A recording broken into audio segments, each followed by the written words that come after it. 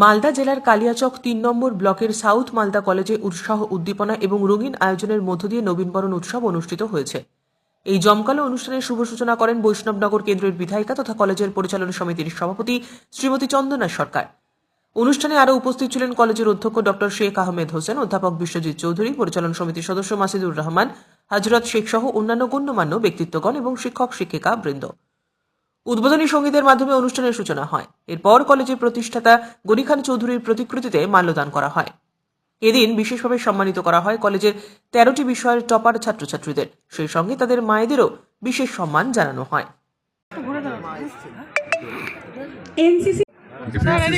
সুস্মিতা মণ্ডল, সঙ্গে আছেন মা বিবি। ইংলিশ ডিপার্টমেন্টের খাদিজা খাতুন, সঙ্গে আছেন মা তাসমিরা বিবি।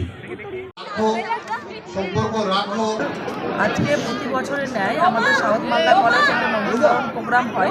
প্রতি বছর এটা হয়ে থাকে। প্রতি বছর এবারও নবীনবরণ প্রোগ্রাম যারা এবছর 2025-26 যারা ফার্স্ট ইয়ারের ছাত্রছাত্রী যারা আছেন তাদেরকে বরণ করে নেওয়া, তার সঙ্গে প্রতি বছর যারা টপার হয় বিভিন্ন সাবজেক্টে তাদের টপারদের একটা সম্বর্ধনা দেওয়া হয়। তার সঙ্গে কিছু কালচারাল প্রোগ্রাম থাকে।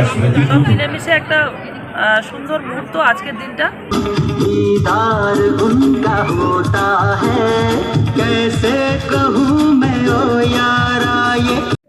আজকে সাউথ মালদা কলেজের নবীনবরণ অনুষ্ঠিত হচ্ছে। এটা আমরা মূলত দুইখান পর্বে ভাগ করেছি। প্রথম উদ্বোধনী পর্ব। উদ্বোধনী অনুষ্ঠানে আমাদের উপস্থিত ছিলেন এলাকার স্থানীয় বিধায়িকা চন্দনা সরকার ম্যাডাম। উনি গভর্নিং বডির সদস্য, গভর্নিং বডির প্রেসিডেন্ট আমাদের কলেজে। উপস্থিত ছিলেন Hazrat Sheikh governing body member, Siddhesh Mondal governing body member এবং অন্যান্য বিশিষ্ট ব্যক্তিরা উপস্থিত ছিলেন।